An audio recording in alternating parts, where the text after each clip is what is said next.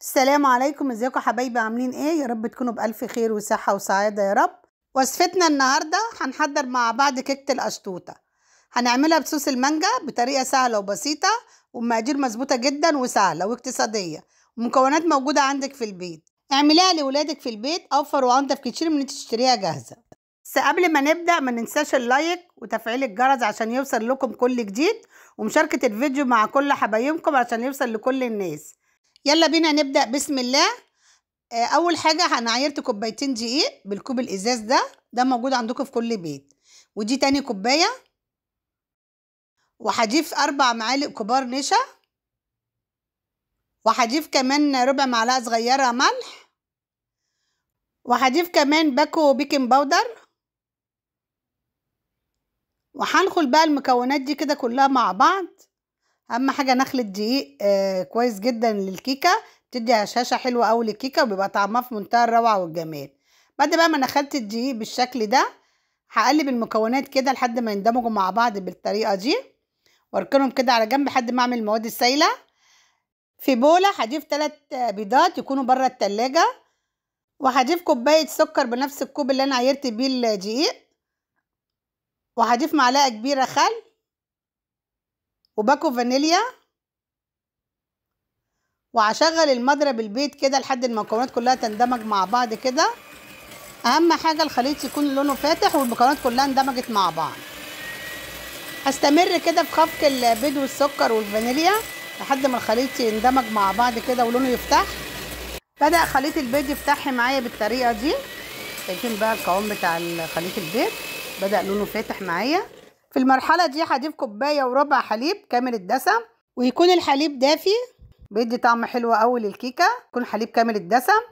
وهشغل المضرب كده لحد برضو ما يندمج مع بقية المكونات. عايرت باقي المكونات بنفس الكوب اللي انا عايرت بيه الدقيق كده. بقى معايا ما شاء الله الخليط كده جاهز والسكر داب بالطريقة دي. هضيف نص كوباية زيت ذرة ومعلقة كبيرة سمنة بلدي، بتدي طعم حلو قوي للكيكة.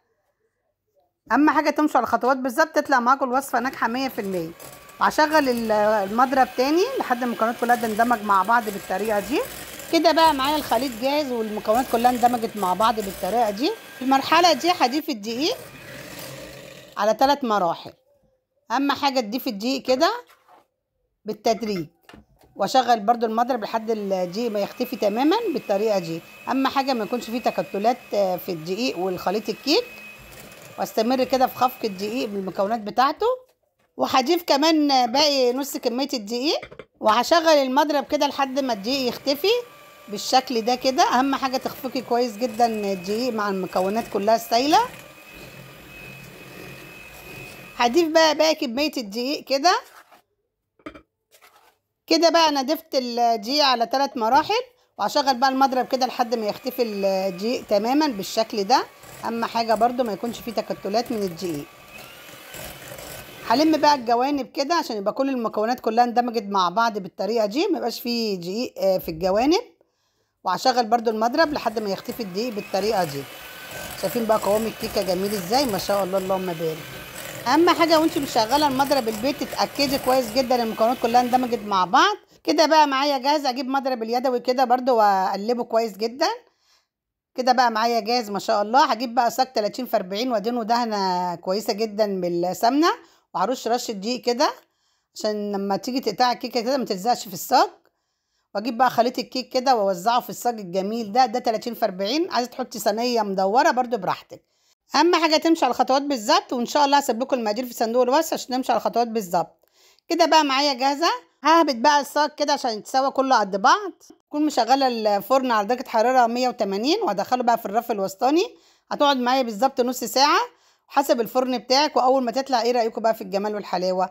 السوا بتاعها كده مظبوط. هسيبها لحد ما تبرد، وبعد ما تبرد هنكون محضرين كوبايتين حليب كامل الدسم وباكو فانيليا ومعلقه كبيره لبن مكثف انا عاملاها برضو في القناه. وهقلبهم كويس جدا لحد ما يدوب اللبن المكثف. وهجيب الصاج بعد ما برد وهجيب الشوكه كده واخرمها، وممكن نخرم بالخله الخشب المتاحه عندك. بعد بقى ما بخرمها كده هجيب بقى الحليب وهوزعه كده على الكيكه بالتساوي. اهم حاجه توزعي الحليب على الكيكه كلها كده تتشرب كويس جدا على الكيكه. لو مشيتي على الخطوات بالظبط تطلع معاكي الوصفة ناجحة 100%. كده بقى معايا جاهزة الكيكة، هركنها كده على جنب. وفي بولة تانية هضيف كوبايتين الا ربع كريم جانتيه. ده كريم جانتيه كامل الدسم بيتباع عند مستلزمات الحلويات. ده كريم جانتيه خام بدون سكر. هضيف بقى معلقتين كبار سكر، لو حابة تضيفي 3 معالق برضو براحتك. وهضيف كوباية لبن ساقع متلج وكوباية مية برضو متلجة. وهشغل المضرب كده لحد ما يتماسك معايا خليط الكريم جانتيه ويتقل معايا كده ويديني منقار في الاخر. كده بدأ الخليط الكريم جانتيه يتماسك معايا بالشكل ده. شايفين بقى قوام الكريم جانتيه متماسك جدا، وكده بقى معايا جاهز وعمل معايا منقار. هجيب كيس حلواني وهوزعه في الكيس الحلواني كده، ما تمليش الكيس قوي عشان تعرفي تشكلي الكريم جانتيه كده على قد الكيكه. كده بقى معايا جاهز الكريم جانتيه.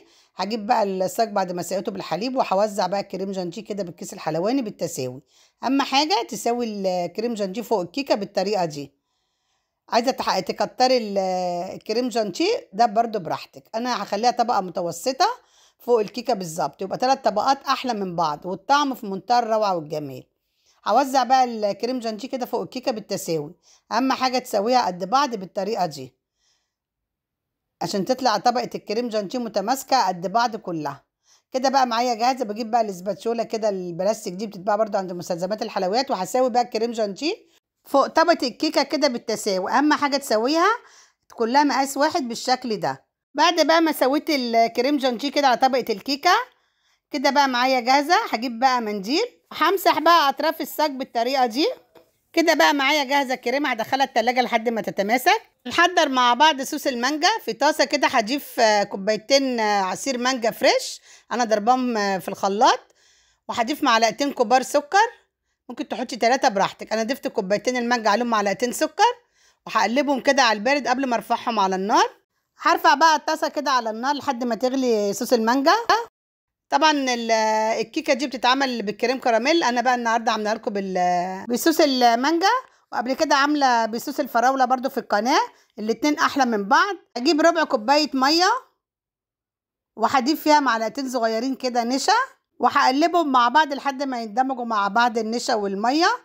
واول ما يغلي بقى صوص المانجا كده، شايفين بقى قوام المانجا جميل ازاي. هنزل بقى بالميه والنشا كده لحد ما تتماسك معايا صوص المانجا بالشكل ده. سهل بقى صوص المانجا ولا مش سهل؟ وعملناه في البيت بكل سهوله. اهم حاجه تمشي على الخطوات بالظبط تطلع معاكي الوصفه ناجحه 100%. بسيبها بقى تغلي كده لحد ما يتماسك معايا صوص المانجا.